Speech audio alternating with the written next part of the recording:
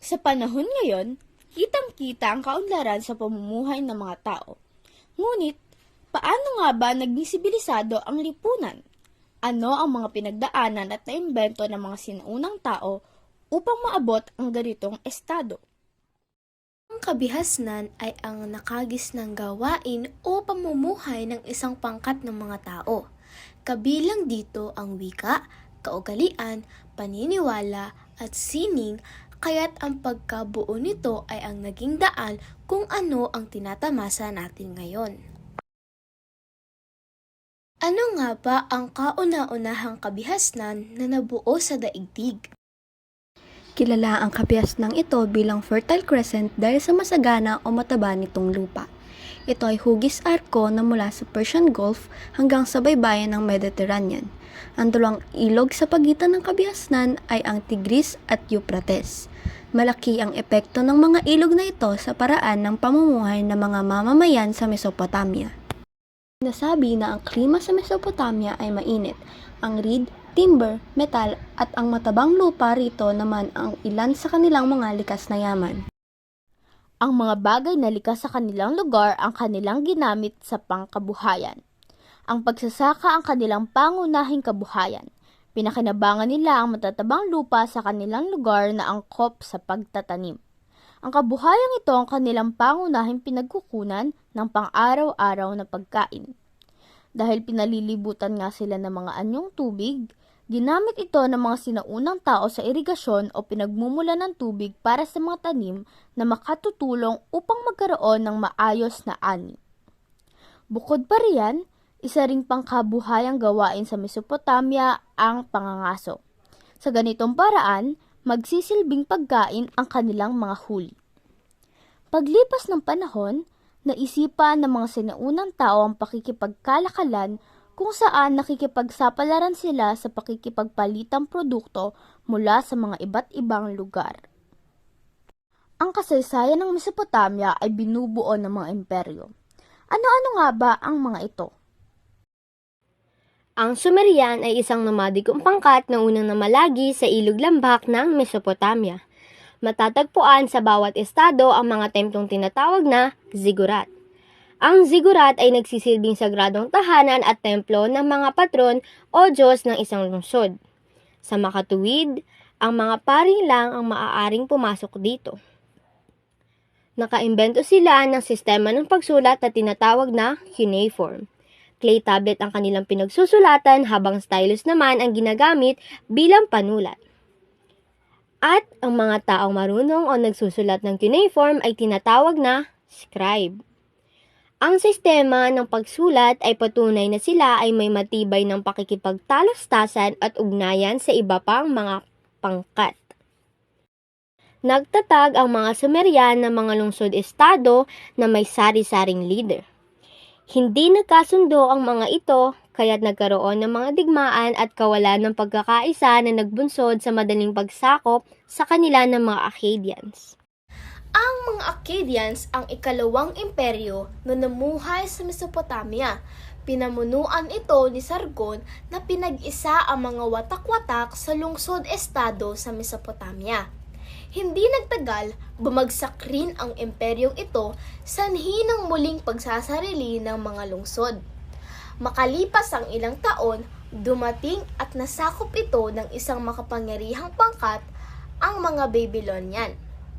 Ang imperyong ito ay pinamumunuan ng isang magaling na lider na si Hammurabi mula 1792 hanggang 1750 BCE. Itinakda niya ang Babylon bilang kabisera ng Imperyong Babylonian. Nagtakda si Hammurabi ng batas na nakasulat sa isang malaking bato at tinawag itong Hammurabi Code. Ito ay batas na naniniwala sa prinsipyo ng paghihiganti na kung tawaging ay lex talionis o mata sa mata, ngipin sa ngipin. Tulad ng ibang imperyo, unti-unting bumagsak ang Babylonian nang namatay si Hammurabi. Pagkaraan ng panahon, dumating ang mga Assyrian na sumakop sa Mesopotamia. Ang Assyria ay nagsimula noong 1813 hanggang sa 605 BCE. Ang mga Assyrians ay pangkat na naninirahan sa bulubunduking rehiyon sa hilaga ng Babylon. Sila ay malupit at mabagsik na pinamumunuan ni Ashurbanipal. Siya ang nagtayo ng kauna-unahang aklatan na may 200,000 na tableta.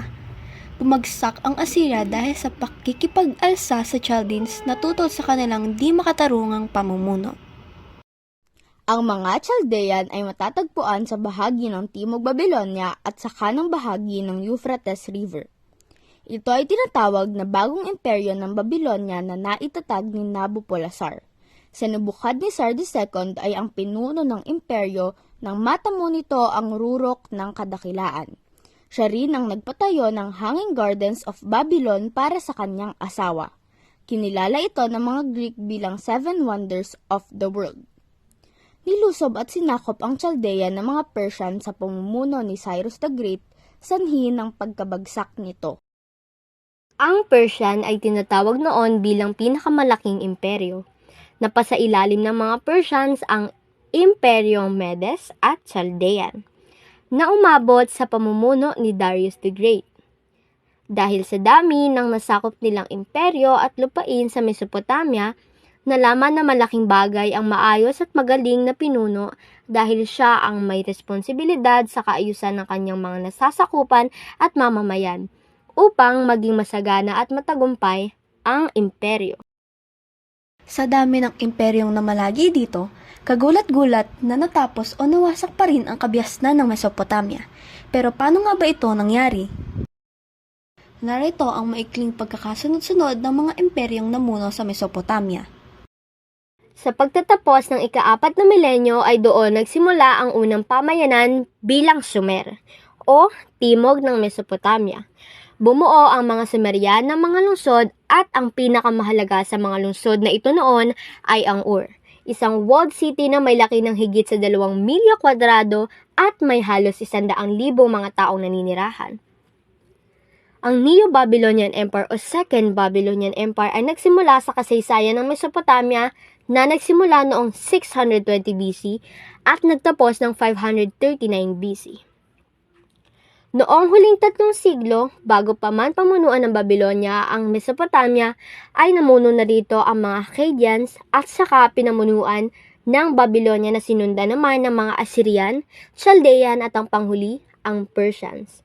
Sinakop ng Persians ang Mesopotamia at pinabagsak ang namumuno rito na hari at isinama ang Mesopotamia sa Persian Empire. Pagkaraan ng marami pang taon, sinakop naman ni Alexander the Great ang Persian.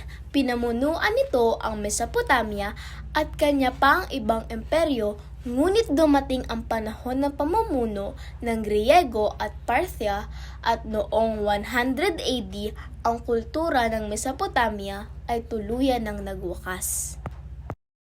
Nalaman na natin ang kasaysayan ng Mesopotamia. Ipinakita ng bawat imperyo rito ang kanilang matatalas na isipan at tapang. Marahil bumagsak ito, malaking parte ang kabihasnan ng Mesopotamia sa kung ano ang ating lipunan sa kasalukuyang panahon.